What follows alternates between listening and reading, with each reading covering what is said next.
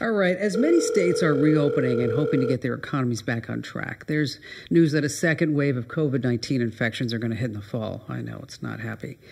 It's been estimated that here in the U.S., we need at least 100,000 workers trained in something called contact tracing at a bare minimum. And we have Apple and Google working on a tech form of contact tracing, but there's a human element too. I mean, people in the field collecting information. And contact tracing is the process where people who may have been in contact with an infected person in hopes of telling those others to self-quarantine for 14 days. And joining us is Erin Schumaker, health and science editor reporter over at ABC News, who actually took some contact tracer training, pardon me. Erin, thank you so much for joining us. But let me ask you, what surprised you the most about the training? I'm a health reporter. I've been reporting on COVID-19 since back in January, and I still was surprised by how much I got out of this. For starters, just being able to sort of count on a calendar and see sort of get a better picture of how long people are infected with COVID-19 and when they might be safe to come back out in the world. I feel like I have a better perspective on that. And then just in terms of supporting my family and friends, should they contact the disease, I feel better positioned to do that too. So how long is the training?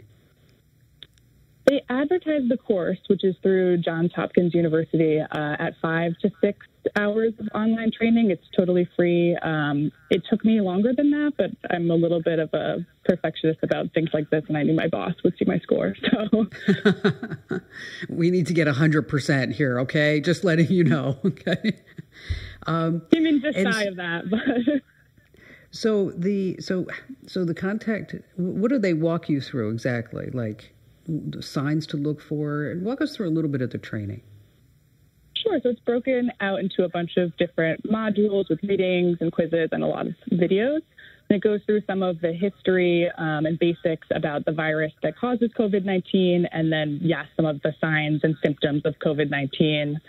Then the basics of works, and there's some bits about ethics, like privacy is such a big component of contact tracing, and communication skills. Like you want people you are calling to be candid with you and give you accurate and complete information, and building a rapport with them helps to do that. And so how do the contact tracers contact us? I mean, is it through phone, email, text? And I mean, I'm just thinking, like, if I don't see a number, I'm not going to answer it. Totally. I mean, it's through phone. And I hear you, like a lot of the comments on my stories are, I'll never pick up a call from an unknown number. Some health departments are trying to get around that. I know the Massachusetts Public Health Department wanted to make sure that on caller IDs it would show up as Massachusetts Public Health Department is calling you. But I think sort of all Americans these days might want to be aware that if they get a call from an unknown number, there's a chance it could be a contact tracer trying to reach them. So as somebody who's been in the trenches, as you said, since January, even before most of us were like, we didn't even know what the coronavirus was, right? And you've been reporting on this nonstop. Health and science reporter, editor at ABC News. Do you think the contact tracing program will work? I mean, it depends on participation, right? The more people who opt in, who pick up their phones, who give accurate and complete information to the contact tracers, the better it will work. But even if not everyone does so, a little bit still helps. The goal isn't really perfection. It's even just stop. I say this over and over again in the course, but even just stopping one onward transmission makes such a big difference in terms of slowing the spread of the disease.